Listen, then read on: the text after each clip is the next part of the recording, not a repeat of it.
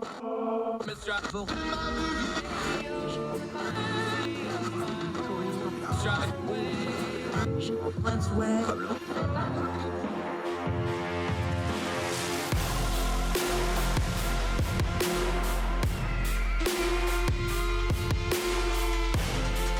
your host, Andrew Donaldson.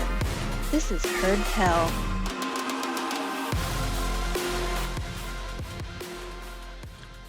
So you might have heard tell that all our knowledge has its origins in our perceptions. Now, you don't have to be Leonardo da Vinci who said that to understand that perception is really, really important to how we understand what's going on around us.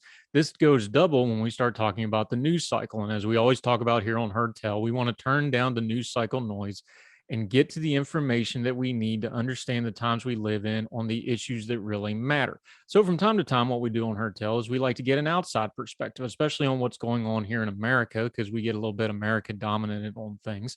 So we're going to talk to our buddy Conor Duffy. He lives over in Dublin. He's a Ph.D. student in neuroimmunology. So we can talk to him a little bit about how COVID is covered differently there than it is here. But also President Biden was just over yonder. He was there for a climate conference in Scotland. And we want to talk to him about some of the coverage of stuff that we've been kind of dominated with over here. Some of the legislative priorities, some of the criminal trials, some of the things that dominate our media. It's good to get an outside perspective on how folks over yonder are perceiving it. And interestingly enough, Connor, who's been a Twitter buddy for a long time, had an interesting line in here about why the world pays attention to America. In his terms, he's like, when it comes to media, especially news media, we're the greatest show on earth. And that wasn't really a compliment. It's just a fact of the matter. We're kind of loud, we're kind of important, and we are a show. So let's get an outside perspective on some of these things on this edition of Heard Tell. Our buddy Conor Duffy, right after this.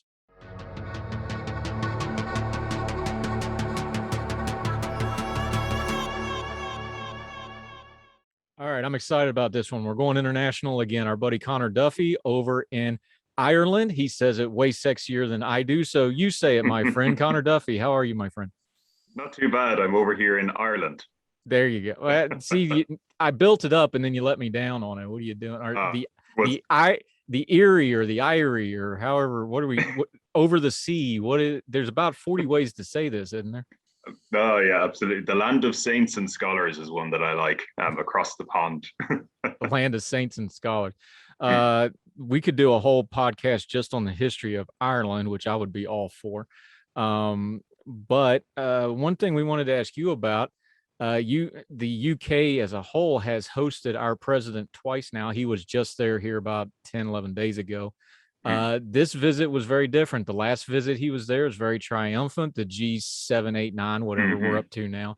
It was America's back, baby, and a lot of hand slapping and that sort of thing. This one felt way, way different. You're over there. We're over here. What was the perception over there for your second look at President Biden, who's obviously a familiar figure to the UK and the European folks? But this second trip sure felt a whole lot different, didn't it? Yeah, no, absolutely. I mean, I suppose when he first came over and it was the G7, it was sort of Biden kind of had that whole vibe that like, oh, this is the post-Trump era. It's America as you remember us being, and of course the fact that he was Obama's vice president meant there was even that greater sense of continuity. Obama was quite a popular president overseas. Especially, in Ireland and Europe, people just liked him. I mean, the man could give a good speech and was kind of a very internationalist in mindset. Biden was, I suppose, riding coattails to an extent there. And Trump, obviously, people would be familiar, I'm sure, that he did upset quite a lot of people overseas. He had quite a few conflicts with European leaders and British leaders and all sorts of stuff. So when he came over first, there was this kind of whole, oh yeah, that 4 years is done. Now this is back to business as usual. Biden's our guy. This is all going to be great. But then, of course, as you should never get your hopes up too much in politics. I don't think, because right. A few years have passed and reality has kind of set in a little bit, and it's like, oh no, this stuff is still as complicated as it always was. And it wasn't just. There was never a quick fix. It was never just a case of, oh, get the bad man out of the house and then everything will be fine again. So he's coming over now, and of course, G7 is kind of a very high level type of thing, you know, with everyone kind of talking about grand plans and all this sort of stuff.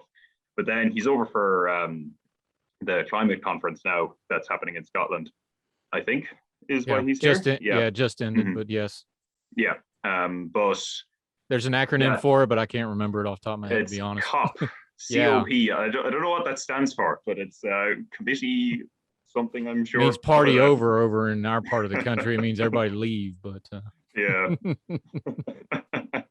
But yeah, and it's called COP26. It's like, it's because it's the 26th one, but it's like, oh, why don't you just call it the year or something? Like, I don't know, there was 25 of these before this. Yeah, so now when they're talking about climate change stuff, you know, it's all a lot more down to earth, and you know, you've got all these different states kind of bickering about what sort of agreements they'll need to come to. Everyone wants their own carve out for their special area of interest. So, you know, it's a lot more down to earth, and you know, I suppose there's a sense that, oh, Biden isn't just going to come in and fix everything and make everyone agree and we'll all just get on fine. So I think it's more realistic now, I think. And of course, we've had a couple of years now, almost 2 years of Biden actually being president, 2 years since he was elected. But, you know, so in that time, you know, people again have seen that he didn't just come in and fix everything. Everything wasn't great. There's been, you know, good and bad press of different things that have happened in America, or that has happened with American presences overseas and stuff like that. So I think to a large extent, it's just got a lot more realistic, you know? Yeah, I wonder too, again, you know, Biden was vice president for 8 years. He was a senator forever. So he's very familiar to the worldwide audience, especially the UK. Of course, Biden, he has that Irish lineage that he plays up himself. So I wonder, I think you got the nail on the head with, you know, a return to normalcy was going to have a short shelf life on it anyway, because you still have to do the job, even though he was a familiar face. And the other half of that is something that you can maybe give us more perspective on.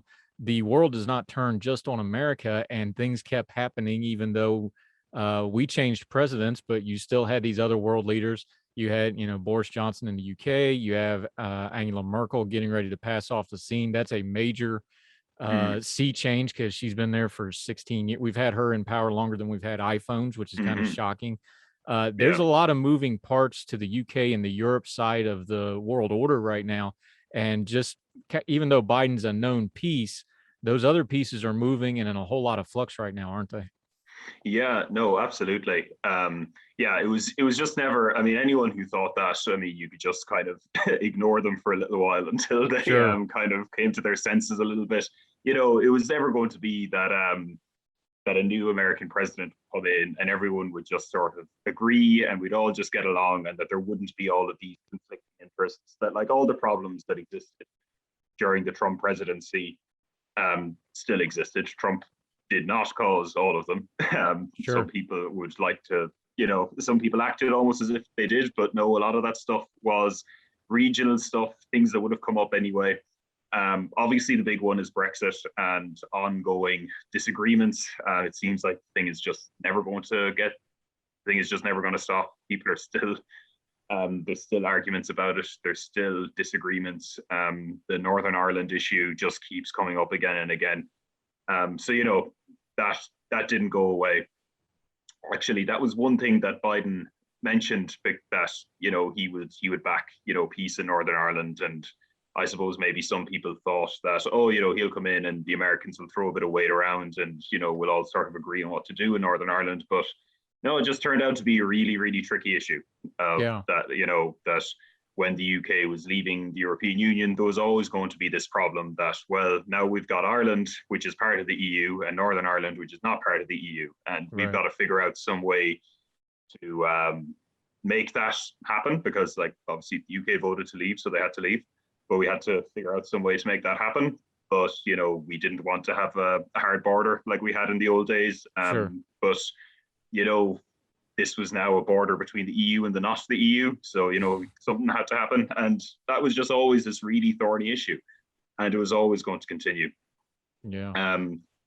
But then, like, with regards to the rest of Europe, like you mentioned that Angela Merkel is leaving. Yeah, just been a titan of politics here for about 16 years. And just what's going to happen there is going to be a huge, like that's going to be a huge thing for Europe going forward, is what the next German chancellor wants to do. But there was always disagreements between, say, even the French and the Germans, or between different states within the EU. Like, for example, you've got some Eastern European countries, Hungary and Poland in particular, who disagree with most of the EU, or at least the big powers in the EU, on a lot of stuff. Relations between the EU and Russia are a very complicated issue, between the EU and China. Like, all of this stuff was happening, and all of this stuff was moving, whether the American president or the American president's administration was taking an active interest or not. Yeah. So, there was never an easy way out, and that stuff was always going to keep on rolling, and it would cause problems, and it would always be hard to fix those problems. Sure. I'm one of those glutton for punishments where I do watch, BBC, I do watch Sky News. I do PMQs on Wednesday morning because I'm just a glutton for punishment. I actually, it's because of the time difference. It's usually when I'm dropping my kid off at school and they get a kick out of listening to it. And especially during the Brexit debates, those were spirited. So they were getting a big kick out of that. The Boris Johnson ones have gotten a little bit more boring, unfortunately. But anyway, I try to keep up. I'm always fascinated with what news stories from America break through European media. And of course, I lived in Germany 2 times too. So I also check, like Der Spiegel and things like that. I'm always fascinated with which stories over here break through there. What is breaking through, if anything, from over here right now? Because we're wrapped up in a couple of different political news cycles right now. We're in an off-year election. The big midterms are next year. What news from America is breaking through to the European and UK audience right now? Is it because I'm pretty sure it's not the stuff that we're kind of obsessing over in America day to day right now? Yeah, because but like, as you know, I also, I suppose I'm a fellow glutton for punishment. I follow US politics quite closely. I follow a lot of you guys, and kind of just want to know what's going on. But it very often happens that people in Ireland will ask, like me or someone like me that they know follows American politics, if something is going on. Because loads of stuff does not come through at all. As far as I know, like, for example, a big thing that I was aware of that I'm sure you were talking about was there was that governor's race in Virginia, I think. Yes. That the Republicans won. I don't think that showed up at all. It was maybe a final item or something on the main news here.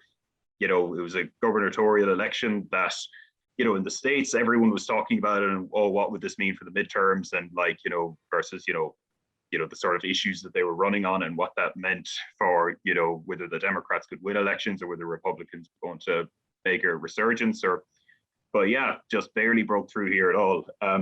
People are aware that something was passed in the US, that there was something was happening that they were arguing about for a very long time, and it's like, there's like an infrastructure bill happening. It's like, okay, that's nice. Because like, obviously this has been the subject of months and months of negotiations and deliberations and spats and whatnot in the US. But it kind of all got condensed over here to, an infrastructure package passed, and it was like, okay. They'll get some new bridges and airports, I suppose. That's nice. But that's the extent to which it got through here, I think. That summary was actually pretty much it, though. It was like, they fought about it for months, and then they got something passed because they didn't read it either. Because it's 2,000 pages. They didn't read it either. That's just how our system of government's working right now. So your summary was accurate. I refuse to believe that any sitting politician in the US has actually read the entire 2,000 pages. It's that's quite a lot of legalese to go through.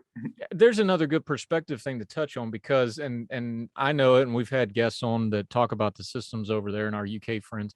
The parliamentary system is very different. How legislation is done. A system like the UK, where it's, whatever Parliament says with a few judicial things, that's pretty much it. There's not separations of power. You have Ireland, which has had an economic resurgence and is kind of feeling their new place out in the world as a country economically the last few years, and they've had a little bit of political upheaval because you're trying to put the country back together is probably too strong a term, but you are healing from the troubles and those sorts of things. And You have political parties that were of ill repute that are now trying to be mainstream and these sort. This is heavy stuff, and the different systems of government really do dictate how things happen. Because in America, the idea that you would have an outlaw political party that goes mainstream is just completely a foreign concept. And to you folks, the idea that political parties are bickering over legislation because everybody's a member of parliament, that comes off. So how does that land with you? That's like a lot of this stuff is just we govern differently, and for a lot of lack of a better way to say it, it's a totally different language when we're talking politics, isn't it? Absolutely. Like, because like one thing that happens, I think, quite a bit in the American system is you have a bill, and like say the recent one, it's an infrastructure bill. There might be a whole bunch of extra stuff that's not actually infrastructure at all in there, because you know it's like a huge it's this huge mammoth thing, and it's like we don't get to pass these sorts of big things very often, so we'll stick some extra stuff in there while we're passing something.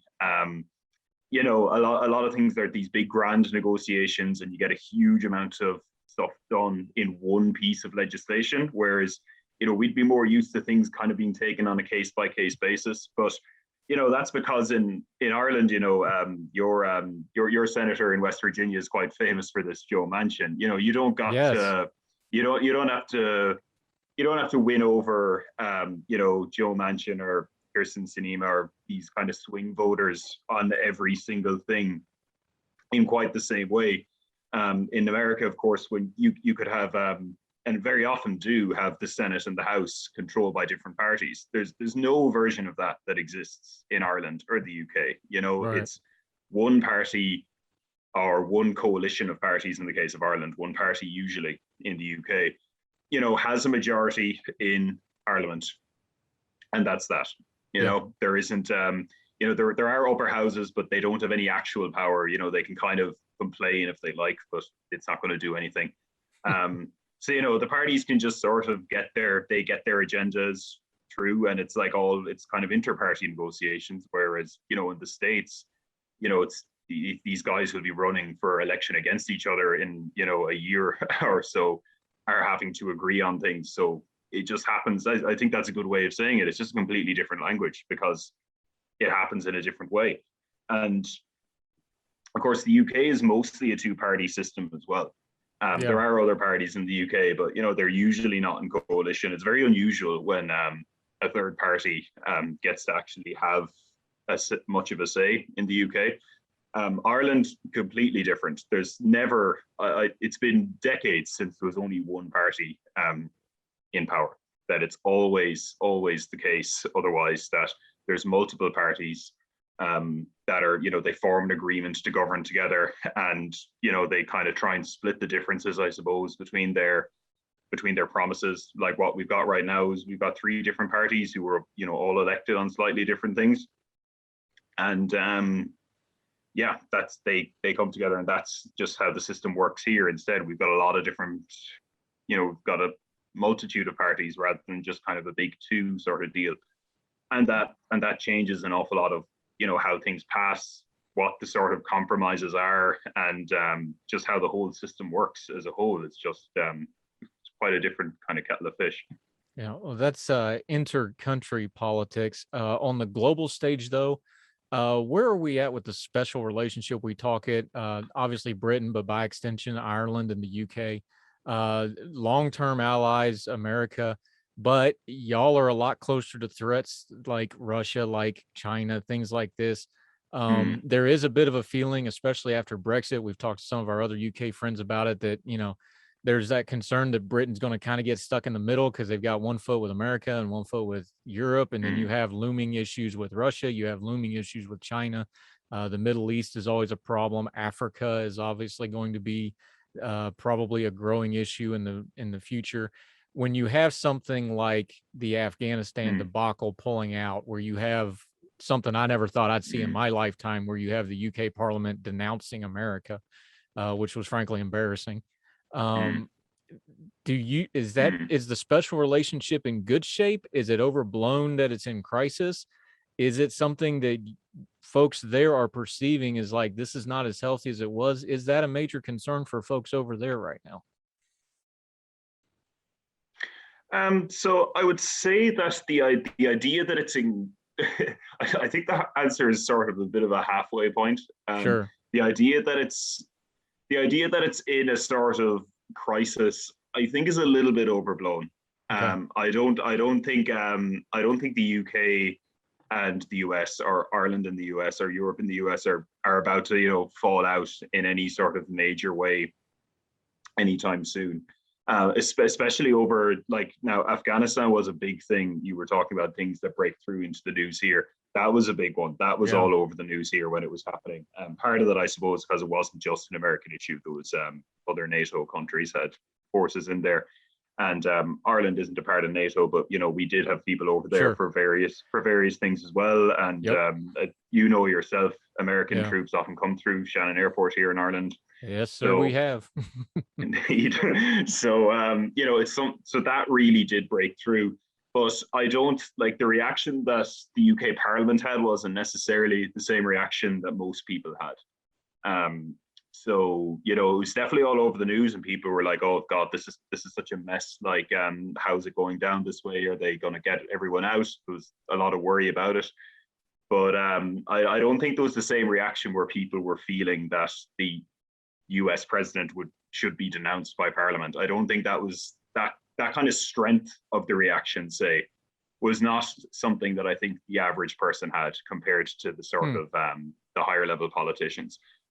But there is potentially going to be a big source of conflict, though.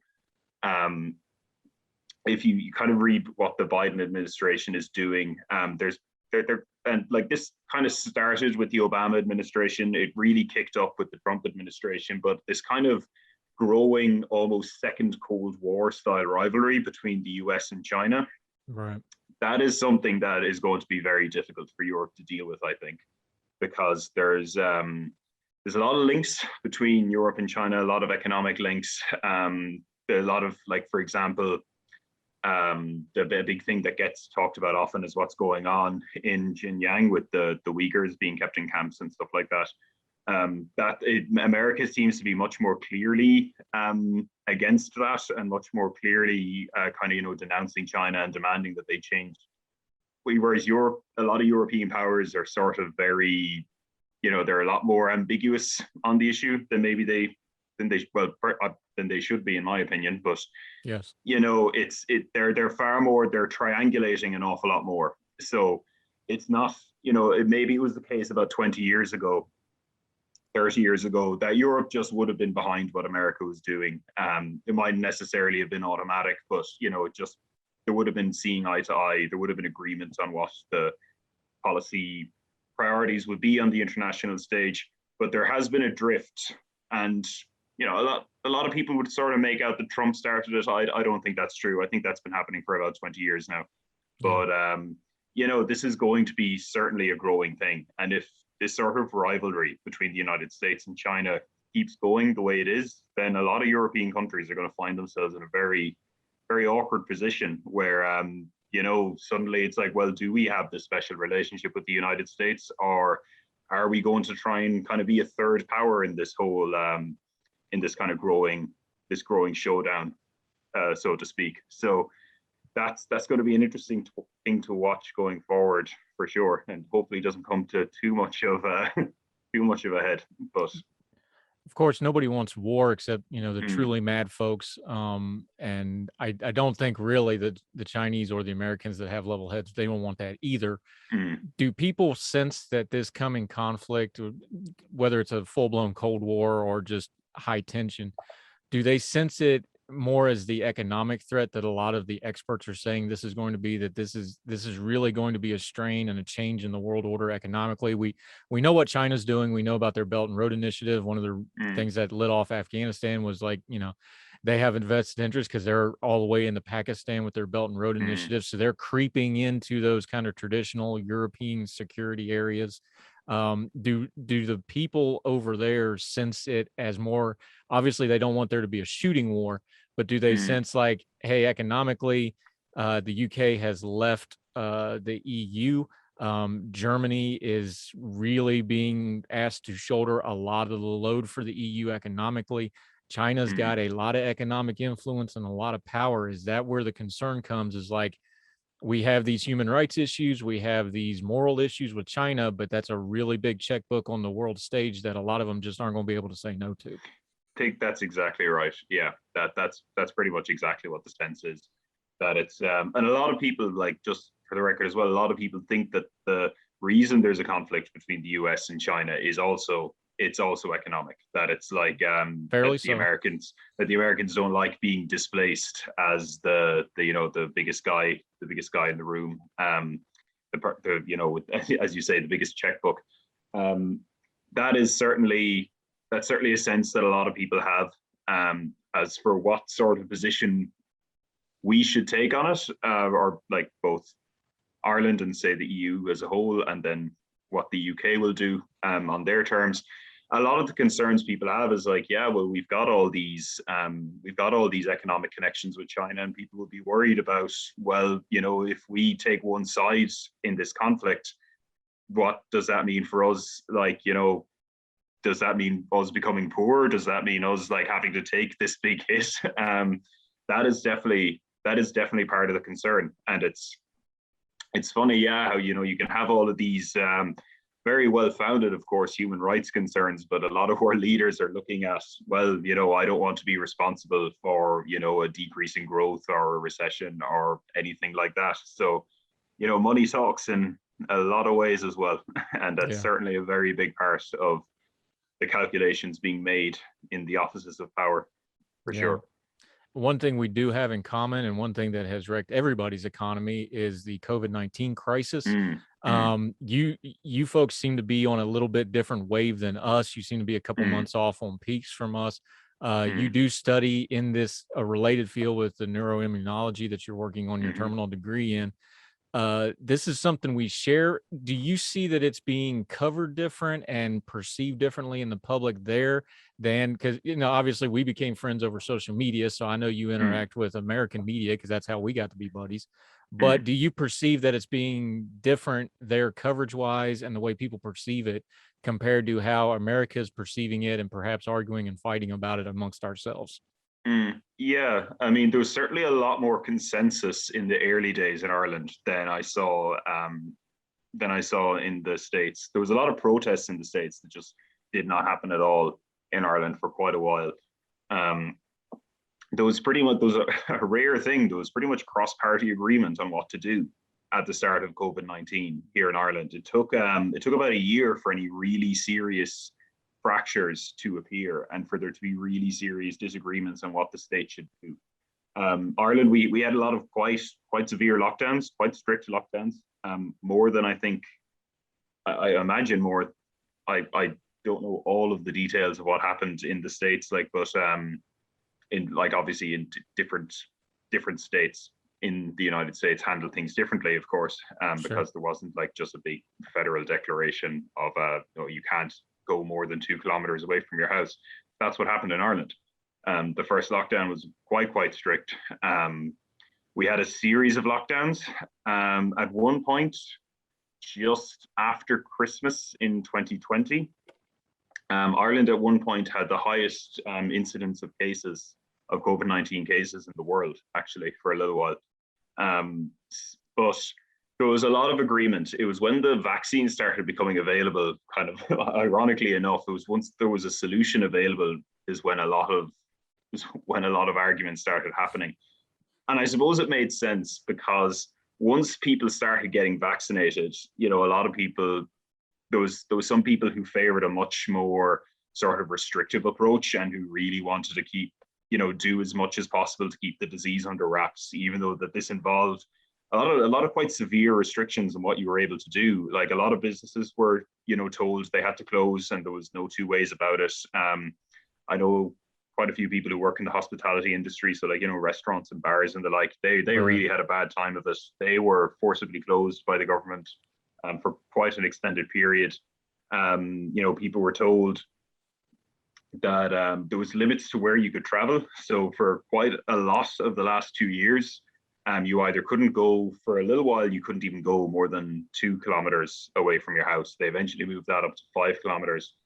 And then it came in a future lockdown, you couldn't move past your county, which is like, I suppose, the equivalent of like a district, a small enough area anyway, Sure. over in the United States. So yeah, there was people who wanted to kind of keep that going. But then, you know, those people who felt, well, we're getting people vaccinated, people are getting protected, so we need to kind of start opening up at the same time. So it was kind of a year in before any serious sort of disagreements on policy kind of came up. But Ireland generally kind of stayed pretty restrictive, even compared to most of Europe. Ireland stayed pretty restrictive. Yeah.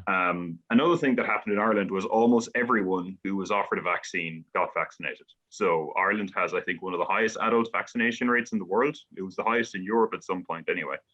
And that's another big thing that I think was different from the United States. So in the United States, from what I saw, there was huge disagreements over what sort of policies were justified, what sort of things needed to be done. There's a lot of people who thought that the state shouldn't do anything at all, of course. But then with vaccines as well, that's become a major flashpoint in the United States with a lot of people. There's a lot of like, from what I've been reading, there's localities that are implementing mandates for vaccines, and that has become a very controversial thing. In Ireland, was not nearly as controversial at all, and I think we even had a higher rate of people being vaccinated before anything close to a vaccine mandate came in. And even then, there wasn't a case of you need to get a vaccine or you're going to get fired from your job. It was like, if you want to go to a restaurant, you need to be vaccinated. Right. So, there was just sort of a lot more, there's a lot more consensus in general, I think, in Ireland. And we were generally a bit more restrictive as well, I would say, definitely more restrictive than the United States. But then we also didn't have a lot of the issues, for example, around masks that happened in the United States. So it really happened in a very different way. And I have no idea why that was. Your guess is as good as mine. Well, I think some of it's cultural, and then some of it is that system of government, because, like we said, over there, it's a parliamentary system. Parliament says it, that's it. And with some very limited scope judicial review, usually whatever Parliament says goes, and that's the law. We have separations of powers. So what is happening with, for example, the mandate stuff, you have a dual track problem where you have the legal side of it, which is in court right now. Like the Biden administration put it out, it's in court, it got stayed. So now we're waiting on the judicial review for the stay to see if it's going to get implemented or not. But that's going on a parallel track with the policy side of it, what, legislatively and those sort of things, which, as you already touched on, there's not a lot going on legislatively right now because Congress is very busy with other things. But we have very strong state and local governments too, where they can do certain things in and amongst themselves. The school systems are mostly controlled at the local and state level. That goes to a lot of the different government. It's just kind of ingrained into our system of there's these layers of review and these layers of, I don't want conflict is probably too strong, but it's set up to be an adversarial system almost, where you have the checks and balances. So of course, when you come up in that system, there's going to be a cultural element that develops around that. It's like, oh, this is normal. We're going to fight about everything. We're going to litigate everything. And we're going to, because, the Irish folks, they never fight about anything or argue about anything ever. But, Americans, we do have that ingrained in us a little bit of, we're going to fight over this and we're going to litigate it. It's kind of built into our system. Whereas with y'all, you have the big fight with Parliament, and we kind of saw it with Brexit, didn't we? At the end of a lot of people was like, all right, fine, just on with it. So maybe that's where the cultural difference comes from. I'm not sure, but it's got to have at least a part to do with it, I would think. Don't you think? I would say so, yeah. I mean, obviously, the way the decisions are made in government is going to affect the way you talk about things, and it's going to affect the way, that's all just going to filter down. Absolutely. I wouldn't. It's funny enough, yeah. I wouldn't say that the Irish are a non-adversarial people. Yeah, that was a joke. My dad's people are Irish originally from the old country. Of course, yeah. We can certainly fight about things when we want to. Yeah. But once or twice.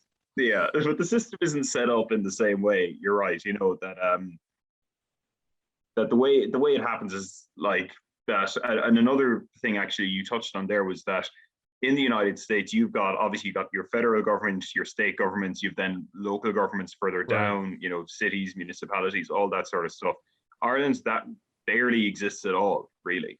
that most of the major decisions in Ireland are made in Parliament. There is local kind of county level councils. They do not have a huge amount of power at all. They used to have a lot more, but Ireland actually ranks lowest, I think, on the local governance strength in Europe. So Ireland is governed in a very, very centralized way. Now, part of that is Ireland is a small country. There's 5 million Right. people here. So, it kind of, I suppose it's easier to do it that way. You certainly Sure. wouldn't be just as an issue of, I suppose, an administrative issue almost, you just would not be able to do everything in America from Washington. There's, 300 million people to deal Not that with. they don't try, but yeah. Yeah, absolutely. Some people think so. And well, if someone thinks that, I would say do not elect them to office. That's not a good idea. But yeah, I think things are also a lot more centralized, just kind of in terms of how the country is run. So, but it was funny as well, though, that COVID was a little bit unique in the sense that usually you do still have quite a lot of opposition to government policies in Ireland. So whichever party isn't in power, or there's a number of them always, because there's a multi-party system.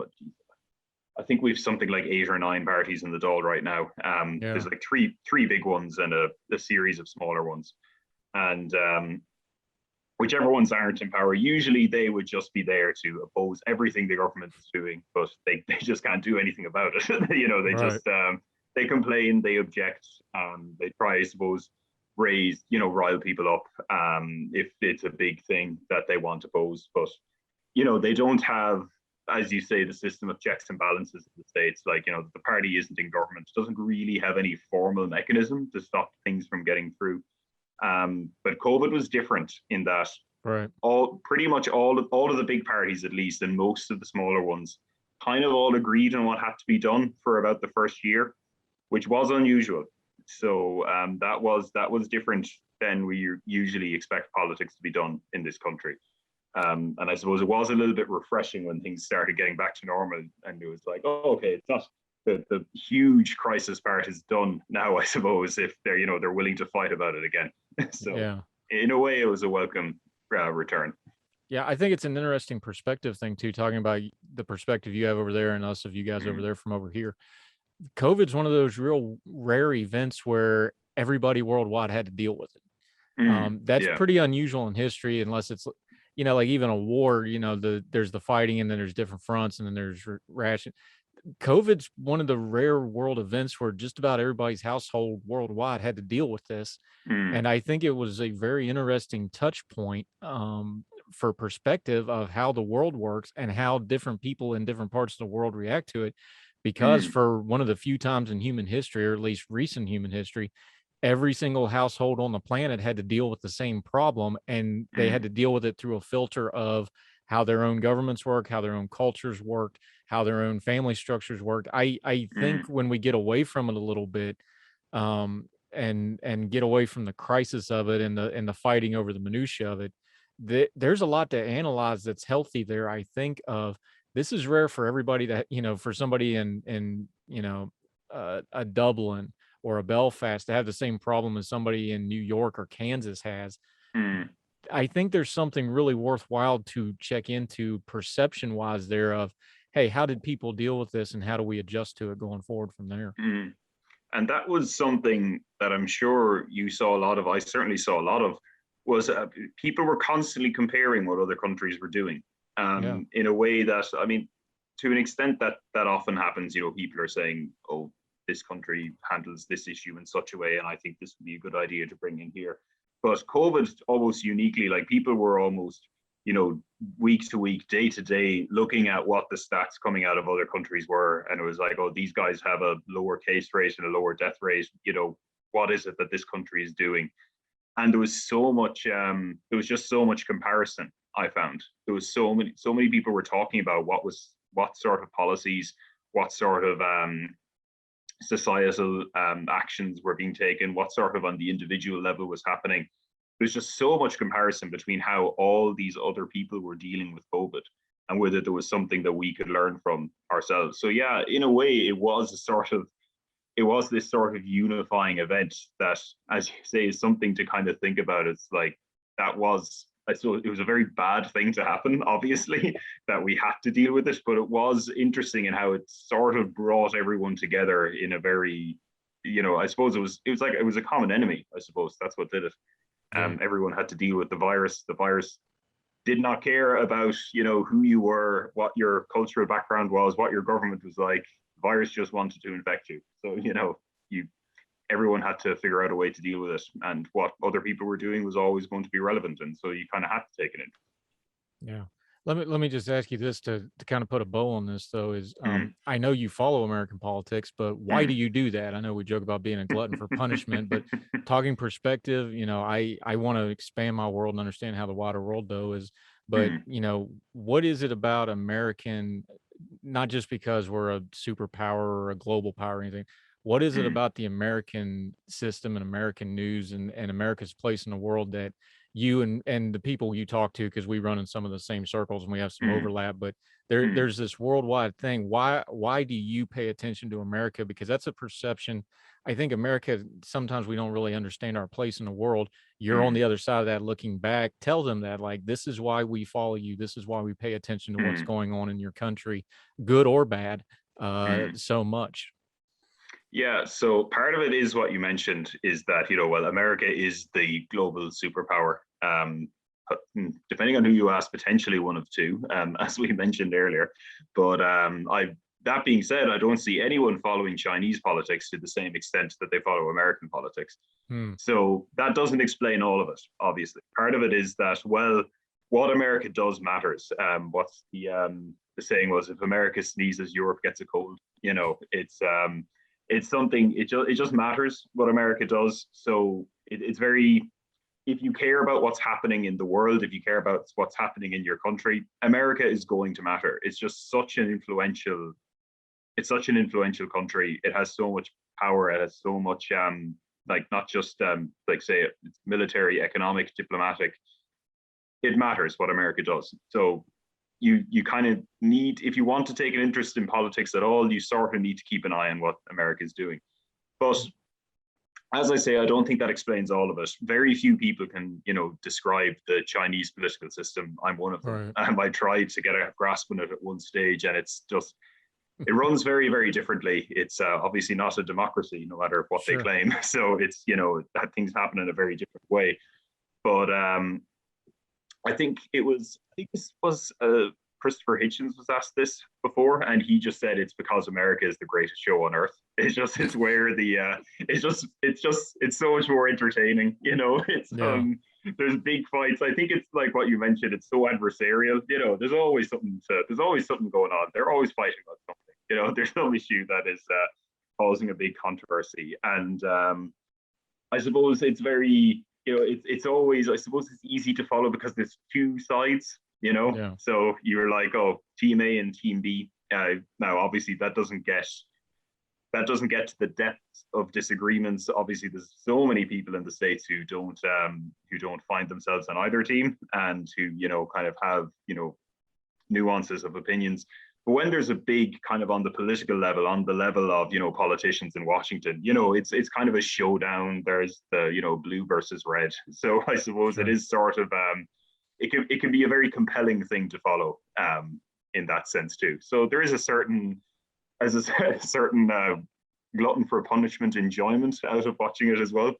But for me personally too, I do try to keep up with, what's happening in other countries. I do like to know what's going on in the rest of the world, not just kind of care about what's happening in my own kind of backyard. I think it's good to try and take a global perspective, and so that would also definitely feed into why I follow American politics. But of course, that's a reason to follow German politics and British politics, and to try to understand the incomprehensibility that is Chinese politics. Yeah. Yeah, I'm thinking when the Irish folks are telling us that we're the world circus and throws the Barnum and Bailey quote at us, we might want to settle down a little bit and do some self-reflection, but we'll leave that for another day. We will definitely do this again and talk some China and some other stuff and the COVID stuff, because that's kind of your how do you say it? Bailiwick, dare I say, something like that. But Wheelhouse. we, we need to just do a show on, we need to compare my Appalachian phrases and some of the Irish phrases, because a lot of them are just bastardized. All the Scott Irish that came over to Appalachia, it's all just bastardized stuff. I wonder if we could ever sew it all back together so it makes sense. Of course, that would be fun Trace to do sometime. where things started from and what's in common. Yeah, I mean, we both do fiddles, so we could just kind of start there and work our way backwards. And I don't know if Guinness and moonshine go together, but there's been worse things in the world. We'll take a shot at it. We have our version of moonshine. It's called poitín. Sure. It's called what? Poitín. So it's P-O with an accent I-T-I-N, and that's called what they used to call it back in the day was the mountain tea or the mountain tay, and that is what eventually. I suppose it was invented in many different places. I suppose It's not a hard thing to think of, but that's what's referred to as moonshine. Poitín is what we call it over here. Yeah, mountain tea, and then of course we call it a Mountain Dew, not meaning the PepsiCo product, the soda. Meaning actually, they called it Mountain Dew of homebrew, and I'm old enough to remember you go into certain cellars and certain houses that ain't water in the mason jars. You leave that alone. There's some heavy stuff in there, even for an Irishman. Conor Duffy, this has been great, my friend. Let folks know where they can find you on social media, because that's where I met you and follow you and some of the other stuff you have going on. And do I have to call you Dr. Duffy next year, or can I just still call you? So hopefully, so I'm in the process of finishing my PhD. I'm writing it now, the actual thesis. But I'm going to be one of those people who will not insist on being called doctor. I'm happy to be called Connor. Yeah, no, I'm not big on titles and formalities, So I'll never correct someone and say that's Dr. Duffy to you. It would be good branding, though. But let folks know where your Twitter is and those sorts of things so they can find you like I did, because you're a great follow and you're good peeps. And you even send me a picture of you lifting a pint towards me every once in a while, which is very heartwarming. I appreciate that. So yes, and of course, likewise, Andrew, you're a great presence on Twitter as well. And so mine it's at Conor Duffy _7. You can find me on Twitter and Instagram at that. And I'm public, and I put different stuff on each account. So Twitter is where you'll find me ranting about politics, I suppose. So And you get this PhD done, maybe we can get you back writing a little bit too, because you're a great writer as well. But you're busy with that, so I'm not going to bug you. We'll hit you up on that some other time, my friend. Yeah, once the big thing is written, I can think about writing small things. There you go. I understand it perfectly. But this has been great. I love getting perception from over yonder, from up yonder. I appreciate you very much, my friend, and thank you for your time today. Thank you very much for having me on, Andrew. It's been great. Yeah, we'll do it again, sir. Thank you. Absolutely. Right.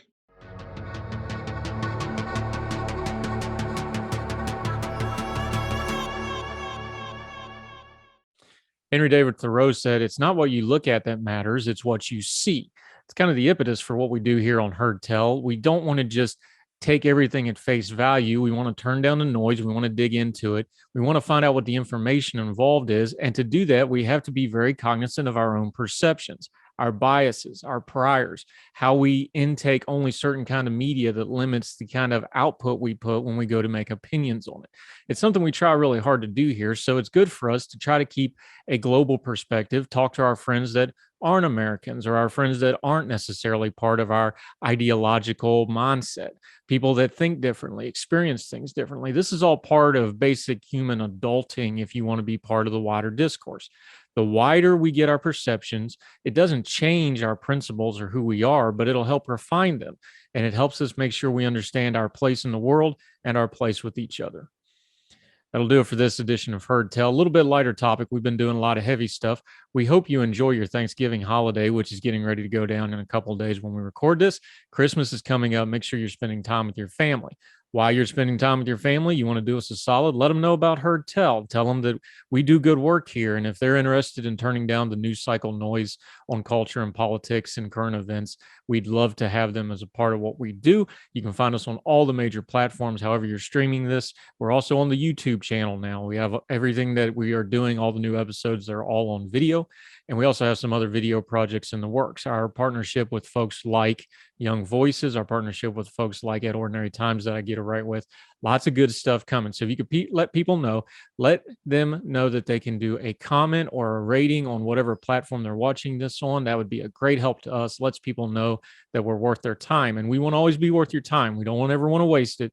We put a lot of time into these to make sure we're giving you good information and content. So wherever you are across the street or around the world, we hope you and yours are well. We hope you're well fed. Hope you're going to enjoy your holiday season. Till we talk to you next time, y'all take care. All the music on Heard Tell is provided under a Creative Content license from monstercat.com.